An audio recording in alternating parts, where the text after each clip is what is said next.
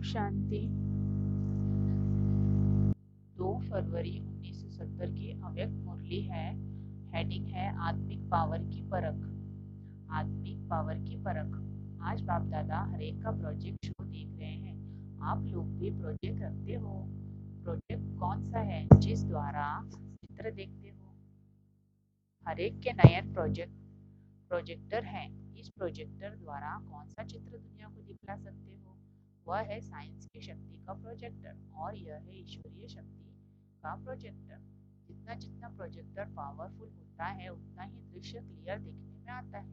वैसे ही तुम सभी बच्चों के यह दिव्य नेत्र जितना जितना क्लियर अर्थात रूहानियत से संपूर्ण होंगे उतना ही तुम बच्चों के नयनों द्वारा कई चित्र देख सकते हैं और ऐसे ही स्पष्ट दिखाई देंगे जैसे प्रोजेक्टर द्वारा स्पष्ट दिखाई देते हैं। तो इन नयनों द्वारा बाप दादा और पूरी रचना के स्थूल सूक्ष्म मूल तीनों लोगों के चित्र दिखाई दे सकते हैं। कोई भी आपके सामने आए तो सर्व साक्षात्कार तुम्हारे नयनों द्वारा कर सकते हैं। जितनी जितनी लाइट तेज होगी उतना चित्र क्लियर बल्ब पावरफुल कितना है वह फिर बाप दादा कैसे देखते हैं मालूम है? अपना बल्ब देखा है कि कितने पावर का है? हर एक ने अपने बल्ब की पावर देखी है। जो समझते हैं हम अपने लाइट के परसेंटेज को जानते हैं कि हमारा बल्ब किस प्रकार का है वो हाथ उठाए। हमारी आत्मा कितनी पावरफुल है इसकी परख किस आधार पर कर सकते हो? चार्ट से वह भी टोटल बात हो गई। कौन सी बात से अपनी परख कर सकते हो? लाइट में विशेषता क्या होती है? उनमें विशेष गुण यह होता है जो चीज जैसी है वैसे ही स्पष्ट देखने में आती है। अंधियारे में जो जैसी वस्तु है वैसे देखने में नहीं आती है। तो लाइट का विशेष गुण है अस्पष्ट को स्पष्ट करना। इस रीति से अपनी लाइट के परसेंटेज परखने का तरीका यही है। एक तो अपने पुरुषार्थ का मार्ग स्पष्ट होगा अर्थात लाइन क्लियर देखने में आएगी। दूसरी बात अपना भविष्य स्टेटस भी देखने में आएगा। तीसरी बात उन्हों की सर्विस करते हो तो जितनी खुद की रोशनी पावरफुल होगी उन्हों को भी इतना ही सहज और स्पष्ट मार्ग दिखा सकेंगे। वह भी सहज ही अपने पुरुषार्थ में चल पड़ेगा। अपनी मंजिल सहज देखने में आएगी। जितना लाइट की परसेंटेज ज्यादा होगी उतना ही सभी बातों में स्पष्ट देखने में आएगा। अगर लाइट की परसेंटेज कम है तो खुद भी पुरुषार्थ में स्पष्ट नहीं होगा और जिसको मार्ग बताते हैं वह भी सहज और स्पष्ट अपने मार्ग और मंजिल को जान नहीं सकेंगे।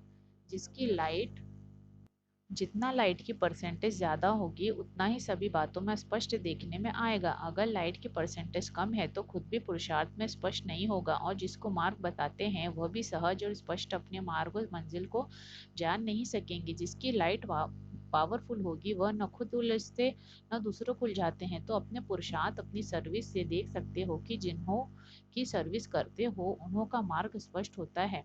अगर मार्ग स्पष्ट नहीं होता है तो अपनी लाइट के परसेंटेज की कमी है। कई खुद कभी कदम कदम पर ठोकर खाते हैं और उनकी रचना भी ऐसी ही होती है। अभी आप एक मास्टर रचयिता हो तो मास्टर रचयिता अपनी रचना से भी अपनी पावर को परख सकते हैं। जैसा बीज होता है वैसा ही फल निकलता है। अगर बीज पावरफुल नहीं होता है तो कहाँ कहाँ फूल निकलेंगे फल निकलेंगे लेकिन स्वीकार करने योग्य नहीं होते हैं। जो बहुत सुंदर व खुशबूदार होंगे जो फल अच्छा होगा उनको ही खरीद करेंगे ना। अगर बीज ही पावरफुल नहीं होता है तो रचना भी जो पैदा होती है वह स्वीकार करने योग्य नहीं होती है। इसलिए अपनी लाइट के परसेंटेज को बढ़ाओ। दिन प्रतिदिन सभी के मस्तक और नयन ऐसे ही सर्विस करे जैसे आपका प्रोजेक्ट शो सर्विस करता है। कोई भी सामने आएंगे वह चित्र आपके नयनों में देखेंगे। नयन देखते ही बुद्धि योग द्वारा अनेक साक्षात्कार होंगे। ऐसे साक्षात्कार मूर्त अपने को बनाना है। लेकिन साक्षात्कार मूर्त वह बनेंगे जो सदैव साक्षी की स्थिति में स्थित होंगे। उनके नयन प्रोजेक्टर का काम करेंगे।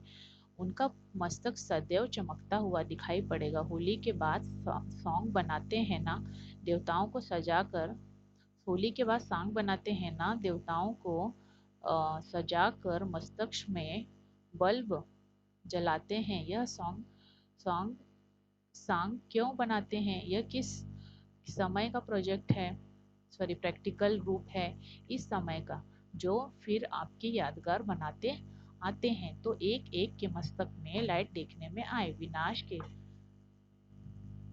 विनाश के समय भी यह लाइट रोप आपको बहुत मदद देगी।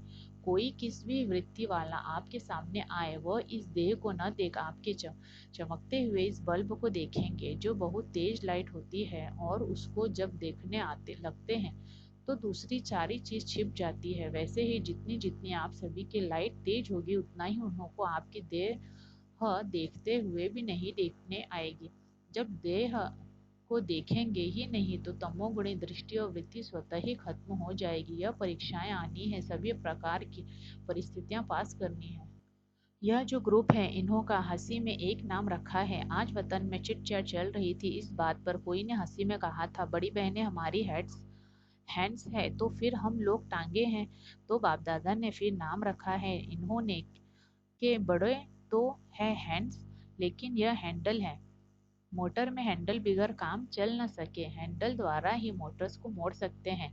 तो हैंड्स भी इन हैंडल बिना सर्विस को हैंडल नहीं कर सकते हैं। यह जो ग्रुप है, यह है हैंडल्स। इनके बिन हैंड्स कुछ भी कर नहीं सकते। जो भी आते हैं उनको पहले पहले हैंडल करने वाले यह हैंडल है ना। तो आप लोगों के ऊपर इतनी जिम्मेवारी है।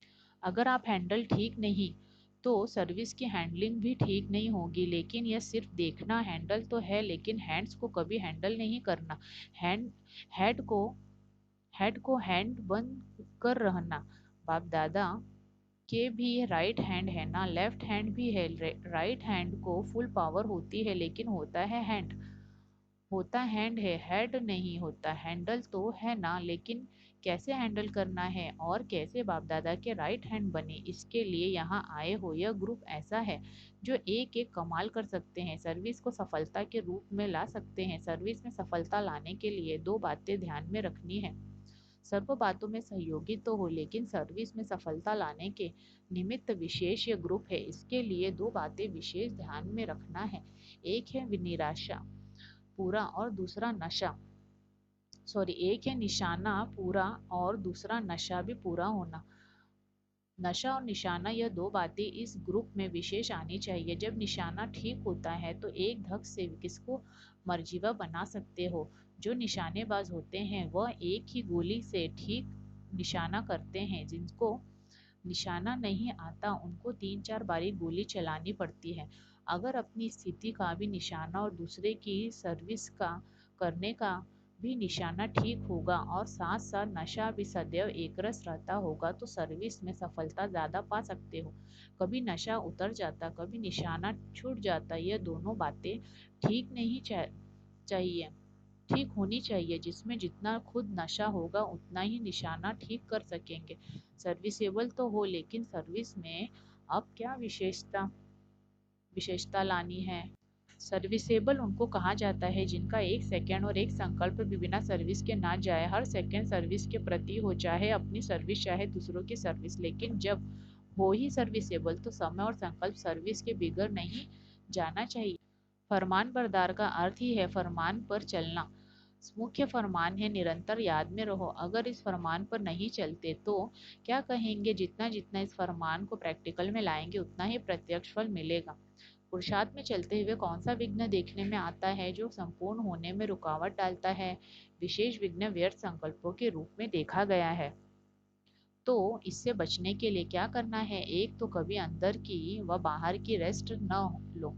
अगर रेस्ट में नहीं होंगे तो वेस्ट नहीं जाएगा। और दूसरी बात, अपने को सदैव गेस्ट समझो। अगर गेस्ट समझेंगे तो रेस्ट नहीं करेंगे तो वेस्ट नहीं जाएगा। चाहे संकल्प चाहे समय, यह है सहज तरीका। अच्छा, सब फिर समाप्ति के दिन सभी के मस्तक के बल्ब कितने पावर के हैं वह देखेंगे। और पावरफुल होंगे तो माया उस पावर के आगे आने का साहस नहीं रखेगी। जितना बल्ब की पावर होती है उतना सामना कोई नहीं कर सकता। ऐसी पावरफुल स्थिति रखेंगे। सर्विसेबल हो, अब पावरफुल बनो, एक्टिव हो लेकिन एक्यूरेट बनो। तो इस ग्रुप को विशेष छाप कौन सा लगाना है। एक्यूरेट। कोई भी बात में सदैव एक्यूरेट, चाहे मनसा चाहे वाचा चाहे कर्मणा, तीनों में एक्यूरेट। अच्छा, ओम शांति।